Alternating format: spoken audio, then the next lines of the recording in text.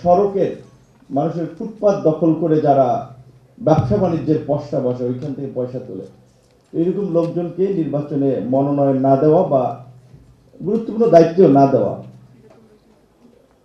37,300 something দখলদারের একটা তালিকা নদী রক্ষা কমিশনের আপনার অন্য একটা তালিকা করেছে 2017 সালে। ওইটা ওয়েবসাইটে প্রকাশ করতে ভয় পেয়েছে, বা ধরেন এর আগে ছিল 67, না পরে আবার কাটছাট করে পরে 17 সালে ছিল দেখলাম 37,000 সামথিং। তো ওনারা ওইটা দিবে কিনা কনফিউশনে ছিল সেই সময় গভর্নমেন্টের পিরিয়ডে। তো তারা বলেছে এইটা জেলা প্রশাসকের মাধ্যমে যাচাই বাছাই চলছে। মূলত দেওয়ার সাহস করার একটা ম্যাটার, দখলদারদের তালিকা ওইভাবে যদি দেয় তুই চিন্তা নাম্বারটা কত। আরেকটা জায়গায় নদী রক্ষা কমিশনই বলছিল 67,000, 67 আমরা 37ই গেলাম। 37,000 দখলদার, এবং তারা সাধারণ কিন্তু দখলদার না, অবশ্যই কোনো না কোনোভাবেই বিভিন্ন রাজনৈতিক দলের সাথে কানেক্টেড। একটা দল না, এটা বিভিন্ন রাজনৈতিক দলের সাথে কানেক্টেড। তো সেই ক্ষেত্রে এইখানে এই দখলদারদের ঠেকাতে রাজনৈতিক একটা বড় কমিটমেন্ট দরকার।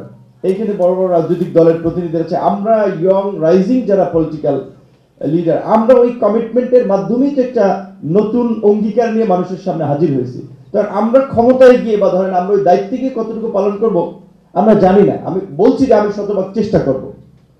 একইভাবে আমরা যদি ঢাকা শহরের কথা বলি, ঢাকার পরিবহন নিয়ে দীর্ঘদিন ধরে আলাপ আলোচনা হচ্ছে যে পরিবহনকে একটা শৃঙ্খলায় নিয়ে আসা, একটা কোম্পানির অধীনে পরিচালনা করা নিয়ে, এবং সেখানে ফিটনেসবিহীন যে গাড়িগুলো সেগুলোর অনুমোদনটা না দেওয়া এতদিনে হয় নাই।